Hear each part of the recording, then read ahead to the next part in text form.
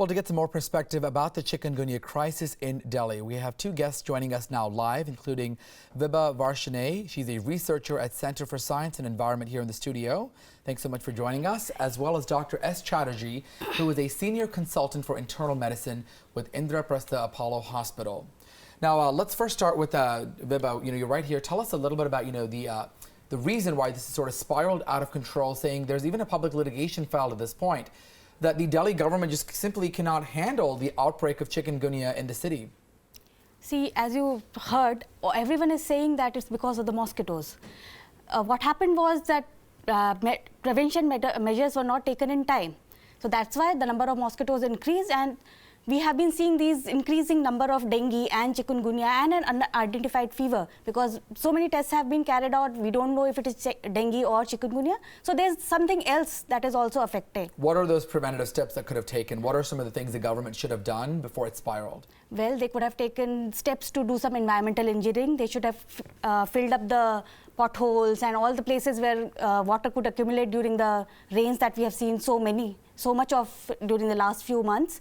And they could have taken some fumigation steps if needed.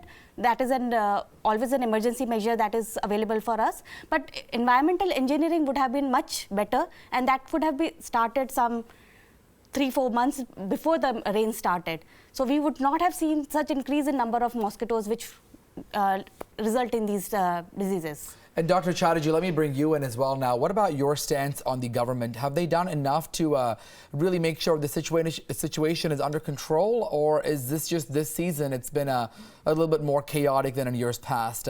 What are your thoughts on that? No, I would say that the government could have done much better. They are trying to do it, but they could have done much better so that this sort of huge numbers could have been avoided to some extent at least.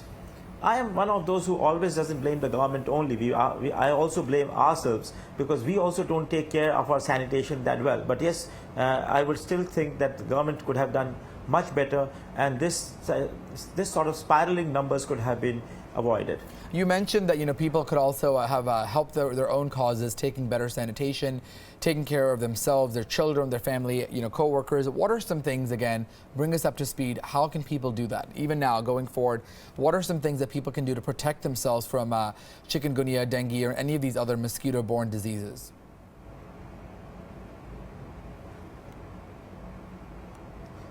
Never accumulate water around your houses. Basically, it is neither sparing the rich nor the poor. In the rich people's house, there are potholes. There are basically all these plants, which are then the pots which are accumulating water. There are tanks which are accumulating water. And where poor are staying, there are a lot of potholes which are there. The drains are waterlogged, and that's where the government could have taken care of. But the things which are accumulating around our houses, let's not accumulate water around our houses. Let's keep them clean and dry. Then the numbers of mosquitoes would have been less. So obviously, it's the government and we ourselves both are responsible for the spiraling numbers this time. Now, Vibha, let me bring you in as well at this point. There's been a public litigation that's been filed about this situation. The Supreme Court has also deferred this until later on this month. What type of a precedence does this show? How does this put India's capital sort of on the map? The fact that if it's not able to control such a large outbreak of chikungunya and dengue, we do see folks coming in, obviously being the capital, a lot of world leaders also coming in. Earlier on our newscast, we talked about, somebody from the US, a lot of different global leaders also coming in, and this sort of sets a negative light on the city not being able to control its health epidemic. Do you agree with that? Do you think that this is it should have been addressed a lot earlier than now? It should have been addressed much earlier, specifically because of climate change. We are very prone of the number of mosquitoes increasing. We are a warm country, and it's very easy for the mosquitoes to breed. So we should be prepared all the time. As you see, dengue and chikungunya cases were reported as early as February and March.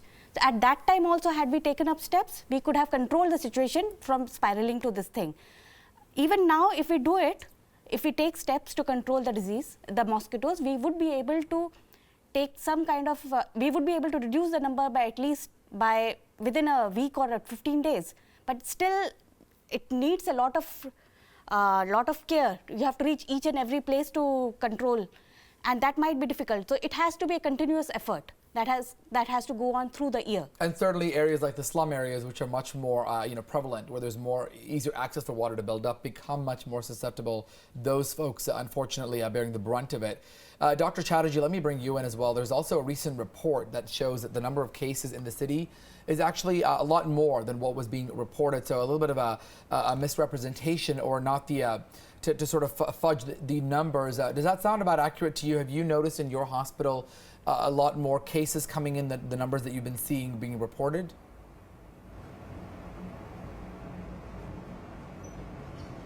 So what I am seeing, at least, and what our hospital is observing, is in the last 2 days, and not in the last 2 days, maybe the numbers have gone down a bit that are coming to our hospital.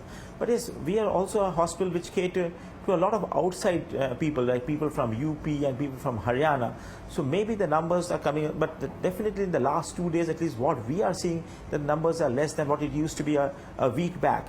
And in the last couple of days, also what we are observing is that initially the chikungunya cases were much more that were coming to our hospital. But in the last few days, it is the chikungunya cases have gone down a bit, and the dengue cases are rising. But they're also not huge numbers. In the last 2 days, we have been reasonably quiet as compared to what we were 5 days back or 7 days back. And what about some of the early symptoms? Is it the typical, the fever, the aches, the body pain? What are the signs? If someone feels like they may be contracting chikungunya, what are some of the steps they should do if they've already, noticed some of those symptoms of chikungunya or dengue?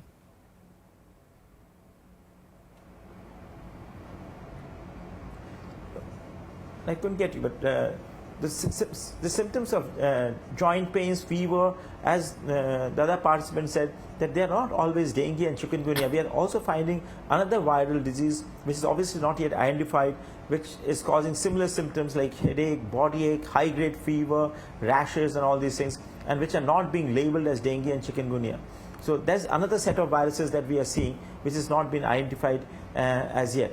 But yes, the numbers were high. As I said, the numbers are going down, but let's hope that in the next couple of days, we are still able to contain the numbers, unless and otherwise it would reach epidemic numbers. Right. And what about, we talk about Delhi, we talk about the Delhi government. We specifically always, point to, what the number of cases are here. What about in other large metro cities in India? Why is it always typically that we see the numbers in Delhi, or is it just more cases here because of the rains that are more prevalent here? Because we saw, earlier on we talked about the floods in the southern parts of India.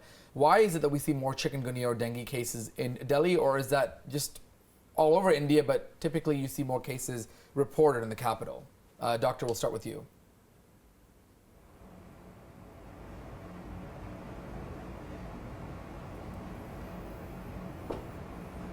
Dr. Chatterjee, that question is for you. We'll start with you. All right, maybe he's not able to hear us. All right, I'm going to go to Vibha. Why do you think that is? Do we see? We have been getting cases across India. There are other cities, other states which are reporting much higher number of cases. It's just that because we are the capital, we are more in the news, and maybe there are places where the disease is really, really, really bad, and we have no idea where that area is. The problem is that our steps that we have taken to control the disease are just too late. We have no idea how to take care of vector-borne diseases, despite the fact that we are in a place where we are very, very prone to number of mosquitoes increasing. All right, a case where being more reactive than being proactive. Thank you both, Vibha, Varshney, as well as Dr. S. Chatterjee. We appreciate your time and insight discussion on chikungunya.